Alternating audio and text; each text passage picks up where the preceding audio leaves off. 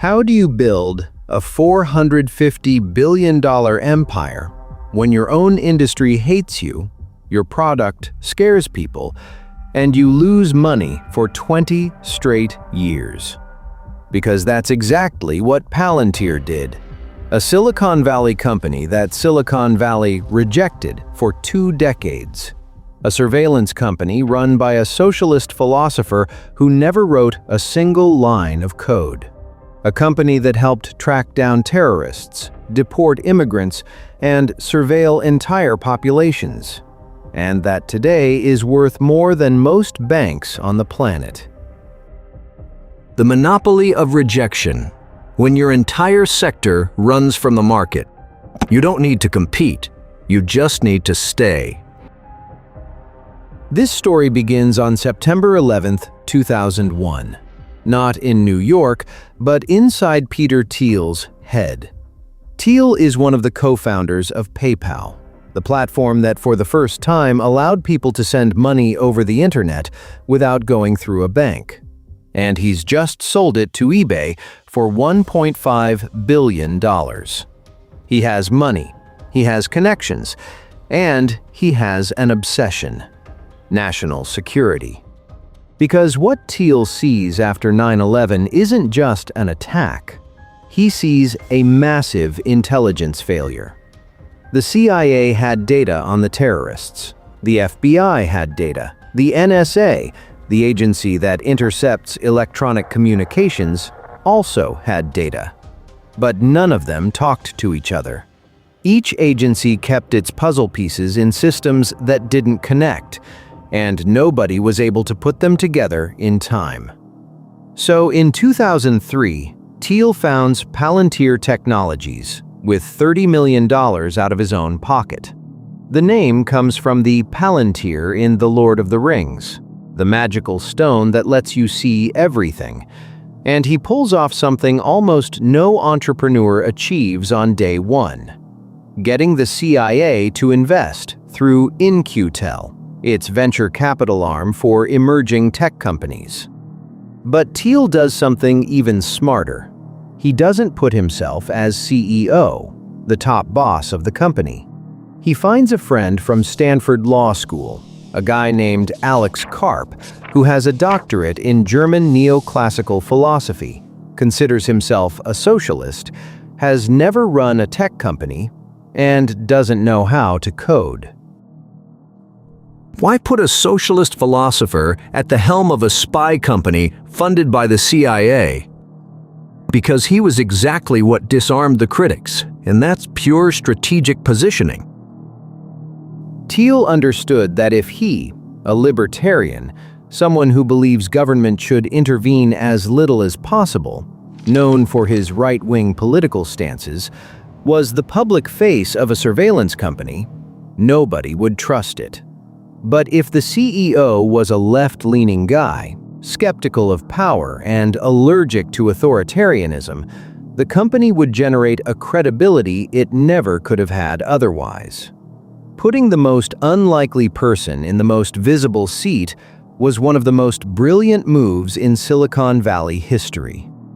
Palantir's product doesn't spy on anyone, doesn't collect data, and doesn't sell it.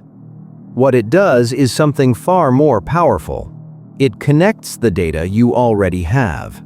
If the CIA has a database of suspects, the FBI another of travelers, and the NSA another of intercepted calls, Palantir is the software that cross-references everything and tells you, this individual traveled to Pakistan 3 times, spoke with someone on the FBI's list, and bought suspicious materials last week.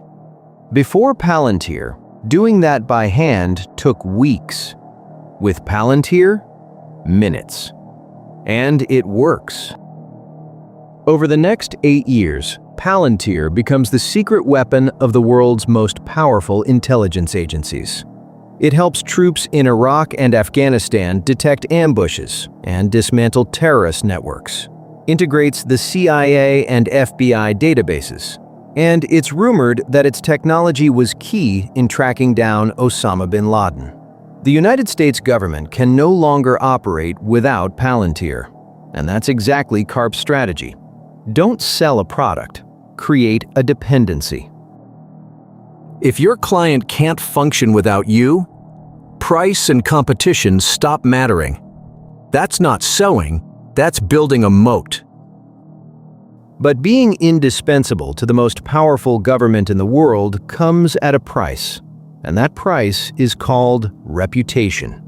And barely a year later, Edward Snowden, a former intelligence analyst, leaks thousands of classified government documents, revealing that the United States is massively spying on its own citizens. And Palantir shows up at the center of that surveillance machine. Overnight, the company becomes the favorite villain of privacy advocates. And then comes the ICE situation, the Immigration Enforcement Agency of the United States. Palantir develops the software that ICE uses to locate, track, and deport undocumented immigrants. Its technology enables some of the largest raids on immigrant communities in the country's history, including the separation of families at the border. And more than 200 Amazon employees sign a letter demanding that their own company stop renting its servers to Palantir and ICE, because Amazon Web Services, Amazon's cloud storage division, was the infrastructure on which the entire surveillance system ran. Nobody in Silicon Valley wants to go anywhere near them anymore. And it gets worse. 2 years earlier, the hacktivist collective Anonymous had leaked emails proving something disturbing. A law firm hired Palantir to mount a campaign against WikiLeaks.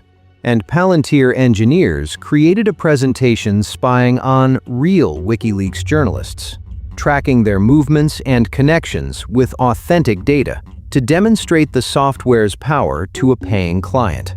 Palantir publicly apologized and fired the engineers who had carried out the operation, but the damage was already done.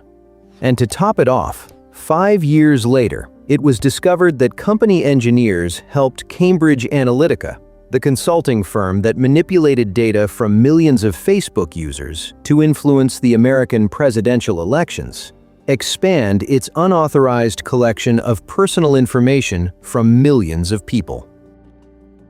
And you know what Palantir did with all of this on its back? No thing. It didn't change course or apologize beyond the bare minimum, strategic immobility as a competitive advantage. Because while Google was canceling Project Maven, a Pentagon program that used artificial intelligence to analyze images captured by military drones, after 4,000 of its own employees signed an internal protest petition, Palantir picked up that contract with open arms. When the rest of the tech industry was fleeing the military sector under social pressure, Alex Karp stood in front of the cameras and said something no other Silicon Valley CEO would have dared to say. Our product is used, on occasion, to kill people.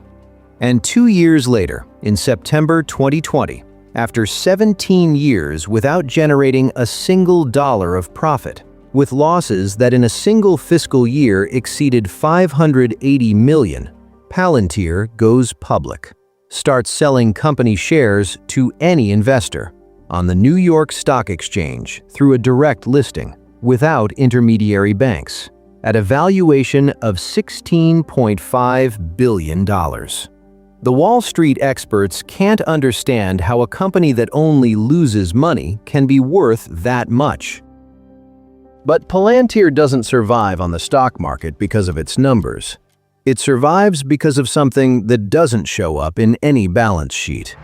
It's the only company on the planet that knows how to connect all the data of the most powerful government in the world. And nobody else has been able to replicate what they built. But the market doesn't see it that way. In the months following the IPO, Palantir's stock tanks. It falls from the initial $10 down to an all-time low of $5.92 by the end of 2022, losing nearly half its value. Wall Street punishes the company for the same reason Silicon Valley rejects it. Nobody in the private sector wants to buy software from the company that deports immigrants and helps spy on citizens. Commercial clients, regular companies, not the government, represent barely a third of its revenue. And the ones that do come close do so afraid that their own employees and customers will find out they work with Palantir.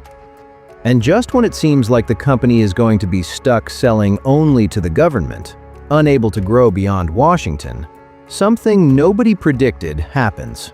In February 2022, Russia invades Ukraine, and suddenly, Palantir's military technology goes from being a moral taboo to an urgent necessity. Ukraine starts using Palantir's software to coordinate its defenses, analyzing battlefield data in real time, detecting Russian troop movements, and making decisions that previously required hundreds of human analysts.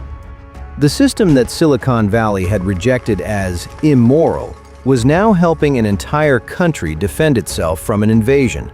And what was once embarrassing to have in your portfolio was suddenly patriotic. See what just happened? The same people who pointed at Palantir as the privacy villain now need it to win a war. Because public opinion always shifts with necessity. And that same year, in the last quarter of 2022, something nobody expected happens. Palantir reports its first net profit. It earns more money than it spends, for the first time in the company's history, after 20 years of losing money. 20 years in which any other investor would have turned off the tap. And once it starts, it doesn't stop. Just a few months later, in April 2023, Karp launches AIP, Palantir's artificial intelligence platform. AIP takes the same technology Palantir uses to connect data, but applies it to the private sector. A hospital can predict which patients are going to deteriorate by cross-referencing thousands of medical records. A factory can anticipate which machine is going to fail by analyzing sensors in real time. A supermarket chain can know exactly how much stock each store needs every day, and all without the client's data ever leaving their own servers. For the first time in 20 years, companies have a reason to buy Palantir that has nothing to do with war. The result is staggering. Commercial revenue in the United States grows 93% in a single quarter, nearly double the year before. 3 years later, the Pentagon, the headquarters of the United States Armed Forces, formalizes its bet and awards Palantir a $480 million contract to expand Project Maven, turning what started as a project rejected by Google into the most important military artificial intelligence system in the United States. Maven is a system that analyzes battlefield data, drone footage, troop movements, communications, and allows 20 or 50 soldiers to do the analysis work that previously required hundreds. And NATO, the military alliance of Western nations, buys it in record time, just 6 months, because Ukraine had already proven it worked in real combat. They didn't need to develop anything new, just buy what was already battle-tested. And here comes the most expensive irony in Silicon Valley history. Google turned down a $480 million contract out of fear of public opinion. Palantir picked it up, multiplied it, and today is worth 30 times more than the day Google said no. Palantir's stock, which had bottomed out at $5.92, skyrockets to $207 in November 2025. That's a 3,400% surge in less than 3 years. If you had invested $1,000 at Palantir's worst moment, you'd now have $35,000. Revenue in 2025 reaches $4.2 billion, and the company projects over $7 billion for 2026. Nearly double in a single year. The market cap, what the company is worth when you add up all its shares, surpasses $450 billion. More than Goldman Sachs, more than Boeing, more than most banks on the planet. And now comes the important part, because this story isn't just about Palantir. When everyone runs from a market, you don't need to compete, you just need to steady.